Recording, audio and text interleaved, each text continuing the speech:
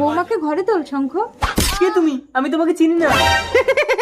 শঙ্খ, আপনি আপনার পাগল ছেলেকে আমার সাথে বিয়ে দিয়ে আমার জীবনটা নষ্ট করে দিয়েছে। মা, একমাত্র তুমিই পারবে আমার শঙ্খকে ভালো করে তুলতে। আমার ভিখারি বাবা সব কিছু বিক্রি করে আমাকে বিয়ে দিয়েছে। আমার ফিরে যাওয়ার পথ নেই। আমি দিন রাত এক করে ওকে সুস্থ করে তুলবো। বৌমা, তুমি শঙ্খকে নিয়ে 6 মাসের জন্য কোথাও বেড়াতে যাও। 6 মাস পর আমি এখন সম্পূর্ণ সুস্থ।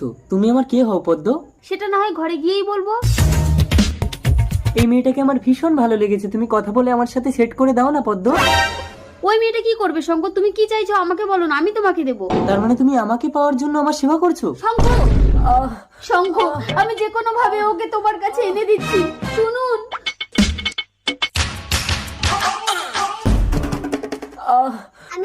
তুমি রাজি? চলো আমি তোমাকে বিয়ে করে বাড়ি নিয়ে যাব।